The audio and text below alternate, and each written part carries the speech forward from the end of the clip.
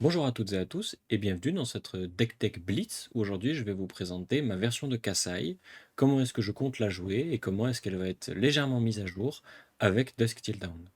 Je vais d'abord commencer par vous présenter le héros, ses armes, puis la carte la plus importante du deck, Bloodhonor Hands, et ensuite je vous présenterai son équipement, qu'est-ce qu'on compte faire avec le deck, quels sont les patterns de jeu, et ensuite le match-up Kano qui a été légèrement mis à jour. Pour commencer, je vais vous présenter Kassai. Alors Kassai, c'est un héros jeune qui a 4 d'intellect, 20 points de vie, que vous ne pouvez jouer qu'en Blitz parce qu'il n'existe pas de version adulte de Kassai, et qui dit que votre seconde attaque d'épée chaque tour coûte une ressource de moins à jouer, et qu'au début de votre étape de fin, si vous avez attaqué 2 fois ou plus avec des armes ce tour-ci, vous créez un jeton cuivre pour chaque fois que vos armes ont touché. Jeton cuivre est un jeton qui peut être sacrifié pour 4 ressources pour piocher une carte, mais on ne compte pas le faire parce que les jetons cuivre sont très importants pour la carte la plus importante du deck, Bloodhonor Hands, sur lequel je reviendrai plus tard. Avec Kassai, qui est un warrior, il faut présenter les armes du dit warrior. Donc les armes de Kassai, ses armes de prédilection, sont les Cintari Saber. Comme ce sont des armes à une main, on en joue deux, une dans chaque main, et ce sont des armes qui pour une ressource attaquent à deux, et si elles sont défendues par une Attack Action Card, elles gagnent +1 jusqu'à la fin du tour. L'intérêt c'est que comme vous en avez deux, vous pouvez attaquer avec l'une, lui donner Go Again, puis attaquer avec la seconde gratuitement, ce qui présente des on-hit parce que vous allez faire des coppers avec Kassai, et une quantité de dégâts variable sur lequel je reviendrai. Donc vous avez Kassai d'un côté, vous avez ses armes de l'autre, et maintenant il faut parler de la raison pour laquelle on joue Kassai comme ça. Et la raison pour laquelle on joue Kassai comme ça, c'est pour Bloodhonor Hands, qui est la carte clé, la carte qui fait ciment dans le deck Kassai. Bloodhonor Hands, c'est une spécialisation, ce qui sera important, mais sur lequel je reviendrai, qui est jaune, bloc 3, coûte 0 à jouer, et qui a un coût additionnel qui est de sacrifier entre 1 et 6 copper pour bénéficier d'effets qu'on peut choisir comme on veut entre l'arme à une main ciblée gagne +1 en attaquant ce tour-ci, l'arme à une main ciblée acquiert Go Again en attaquant ce tour-ci, ou l'arme à une main ciblée peut attaquer 2 fois ce tour-ci. L'idée c'est que lorsque vous jouez Bloodhonor Hands et que vous sacrifiez 6 copper, vous allez avoir full mode comme on dit, et vous allez attaquer avec chaque arme 2 fois pour 3 et avec Go Again. L'intérêt, c'est que, évidemment, si votre adversaire bloque avec des cartes, et notamment des attaques de sa main, vous allez augmenter la force de vos sabres, etc., etc. Mais de manière générale, ça peut faire beaucoup de dégâts en un seul tour. L'intérêt, c'est que Bloodhonor Hands ne coûte pas de ressources à jouer. Et donc, si vous jouez Bloodhonor Hands, il vous suffit soit d'une bleue pour attaquer avec 4 fois avec vos armes, soit vous sacrifiez une pièce d'équipement qui est assez importante pour le deck, qui est Courage of Blade Hold, qui est un torse de warrior qui bloque 2 et qui a Temper, et qui en action peut être sacrifié pour faire en sorte que vos attaques d'épée soient gratuites ce tour-ci. Enfin, qu'elles coûtent une ressource de moins, mais ça équivaut à gratuite quand on joue les Cintari Saber.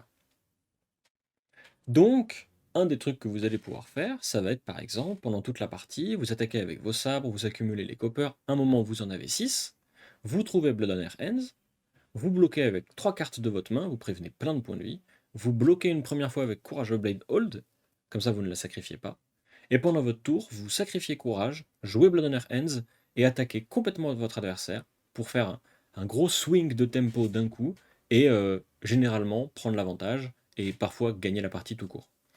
C'est une des forces de Kassai, c'est sa capacité justement à faire un tour très explosif à un moment, avec rien du coup, puisque en fait ça lui coûte pas de ressources. Du coup, pour aller avec Courage of Blade Hold, vous allez avoir deux packages d'équipements différents.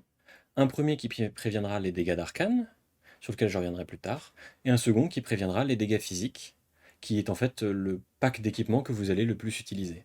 Alors ce pack d'équipements est constitué de Courage of Blade Hold, de Crown of Providence, qui est juste le meilleur casque disponible actuellement, de Valiant Dynamo, et de Iron Song Versus. Alors je vais revenir assez rapidement sur Valiant Dynamo, puisque c'est une carte qui est assez importante pour le plan de jeu.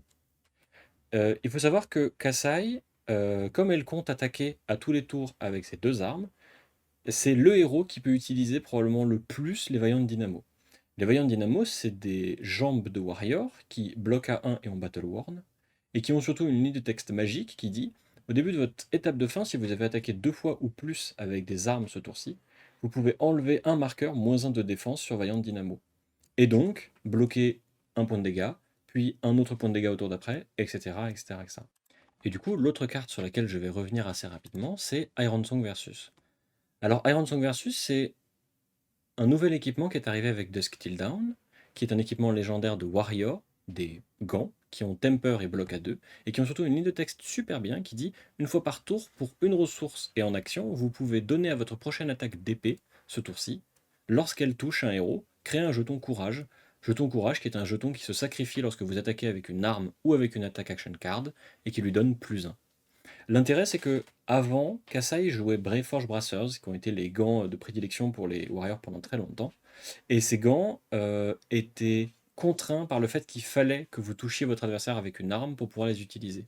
Ce qui fait que pas mal des séquences de jeu de Kasai vous laissent une ressource flottante, et on compte l'utiliser dans les Braveforge Brassers. Mais si votre adversaire bloque correctement, ce qu'il peut faire avec de l'équipement ou avec des cartes, en fait, vous n'êtes pas sûr d'utiliser la value de Braveforge Brassers. Mais si vous utilisez cette ressource pour Iron Song Versus avant votre première attaque d'épée, vous allez rendre votre première attaque d'épée à 2 beaucoup plus gênante, parce que du coup elle risque de booster celle d'après, et de la rendre plus compliquée à bloquer. Donc Iron Song Versus va utiliser la ressource que vous auriez flottante quoi qu'il arrive, pour être plus gênant, pour présenter plus de on-hit, et en fait forcer votre adversaire à mettre des cartes, et donc gagner de la tempo pour vous.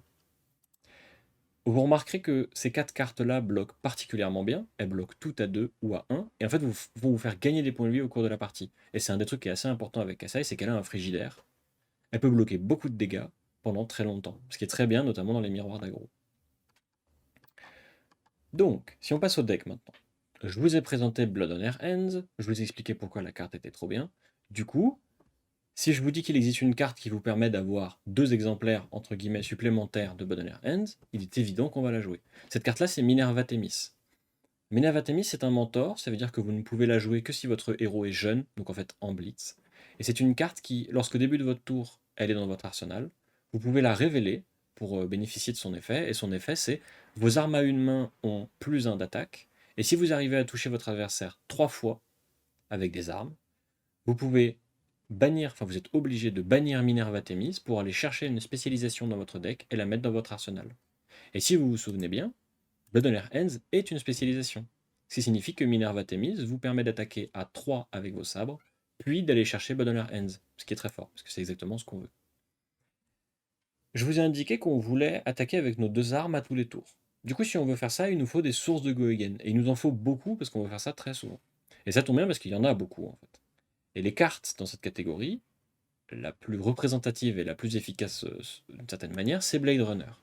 Blade Runner, c'est une attaque-réaction pour 1 qui bloque 3, et qui dit l'attaque d'arme à une main ciblée gagne Go Again, et votre prochaine attaque d'arme gagne +3 en rouge, +2 en jaune et +1 en bleu.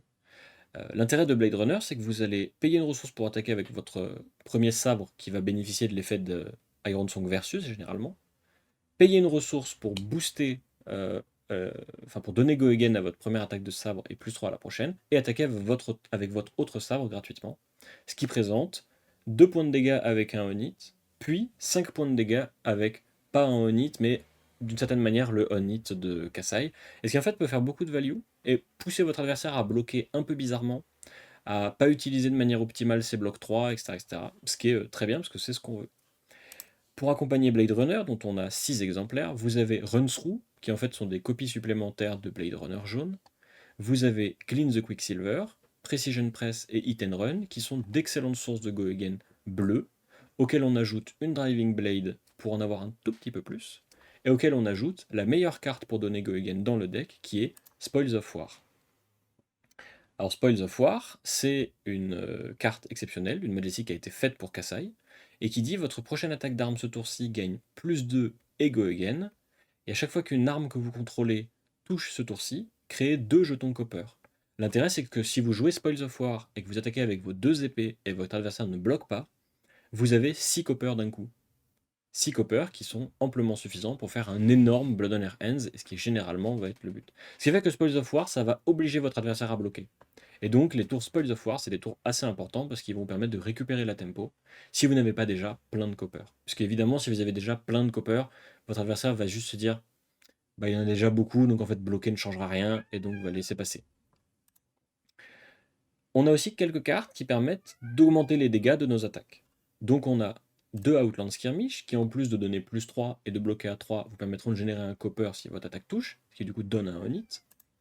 Et vous avez aussi les Slice and Dice qui vont donner au total plus 4 points de dégâts pour les rouges et qui sont une excellente bleue d'ailleurs. Et qui en fait seront très bien parce qu'au pire elles bloquent 3. Et en fait c'est un des trucs qui est assez important avec le deck, c'est que au pire, les cartes qui devraient représenter des dégâts bloquent 3. Donc en fait, vous y retrouvez toujours en bloquant. Et on a aussi 4 Stroke of Foresight, parce que c'est une attaque-réaction qui va faire un peu n'importe quoi dans les blocs de votre adversaire, mais surtout, si vous arrivez à déclencher reprise, ça va vous permettre de creuser dans votre deck, et en fait d'arriver plus vite à Blood on Your Hands, qui est, encore une fois, la carte la plus importante du deck. Voilà pour le côté offensif. Maintenant, on va parler d'un autre aspect du deck, qui est le côté un petit peu plus défensif, d'une certaine manière.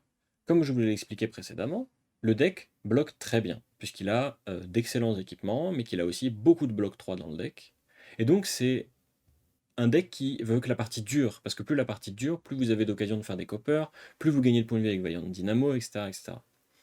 Donc au lieu de jouer une version de Kassai qui pourrait être assez agressive avec des In the Swing et des Out for Blood, moi j'ai choisi de jouer une version de Kassai un petit peu plus défensive, mais qui peut-être du coup a plus de chances, notamment contre Kano, sur lequel je reviendrai.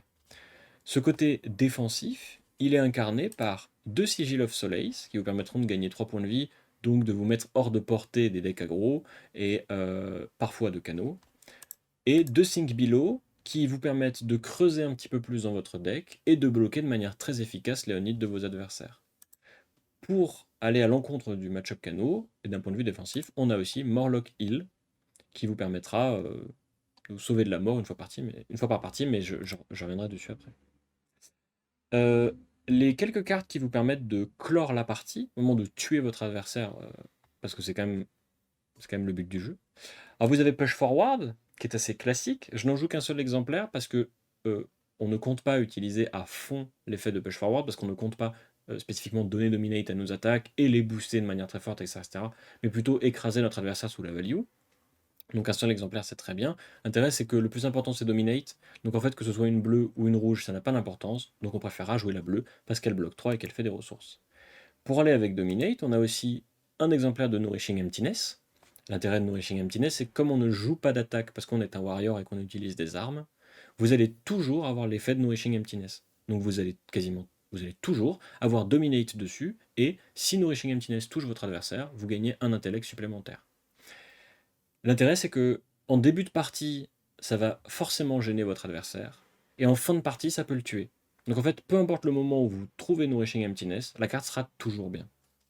Et pour surprendre votre adversaire, et pour le forcer à défendre bizarrement, on a un exemplaire de Route qui, en gros, peut faire un différentiel de jusqu'à 6, parce que si votre adversaire bloque avec une carte à 3, et que vous la renvoyez dans la main, et que vous donnez plus 3 à votre arme, en fait, vous faites plus 6 points de dégâts d'une certaine manière. Ce qui est énorme pour 2 ressources, et ce qui du coup est très bien. Voilà pour le main deck, voilà pour le plan de jeu. Le pattern principal avec le héros, comme je vous ai expliqué, c'est d'utiliser Iron Song versus, d'attaquer avec votre épée, de lui donner Go Again et d'attaquer avec la seconde.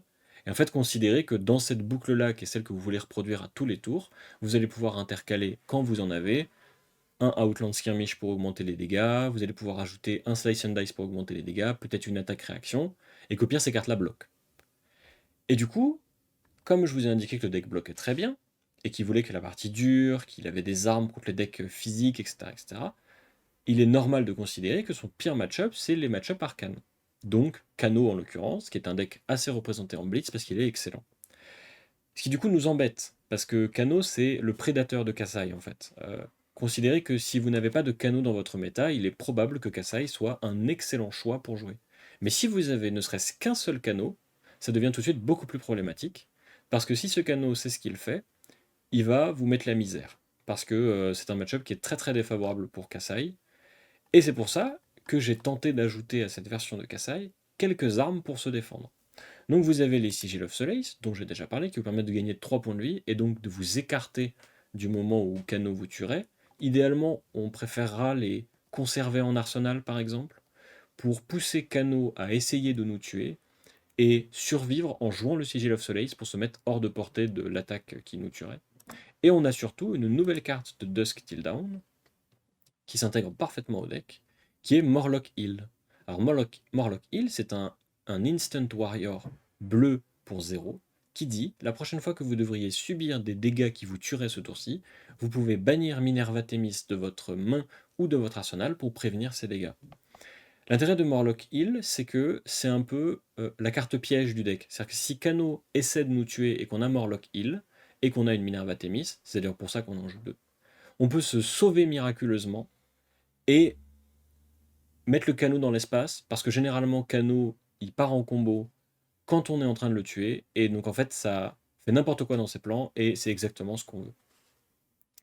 Donc Morlock Hill me semble une excellente introduction. Et l'intérêt de Morlock Hill, c'est que si on combine Morlock Hill, les Sigil of Solace, à l'AB3 plus le Spadewode 1 que j'ai mis en équipement, alors on a un petit peu plus d'armes pour se défendre. Si j'ai choisi de mettre que AB3 et Spellvoid 1, c'est parce qu'on ne veut jamais pitcher plus d'une bleue pour se défendre des dégâts d'arcane, et ça nous permet une fois par partie, en pitchant une bleue, de monter à 4 de prévention, ce qui permet de nous mettre hors de portée des Lesson in Lava qui auraient été boostés par un bâton, ou d'autres cartes similaires, et qui peut être très importante, notamment pendant le tour de combo de notre adversaire. Donc ça fait partie de nos meilleures armes pour se défendre contre Kano. Voilà pour la présentation du deck. J'espère que j'ai été assez clair. N'hésitez pas à me le dire dans les commentaires. Si vous avez des retours à faire, si vous avez essayé le deck, si le deck vous plaît, si vous n'êtes pas d'accord avec moi, n'hésitez pas à faire des commentaires en dessous. Ça me permettra d'avoir des retours et donc d'améliorer ce contenu pour vous. Je vais essayer de revenir régulièrement, c'est-à-dire à partir de la semaine prochaine avec d'autres decks, avec d'autres idées, probablement des mises à jour avec Dusk Till Dawn et ce genre de choses. Donc je vous dis à la prochaine et merci d'avoir regardé cette Deck Tech.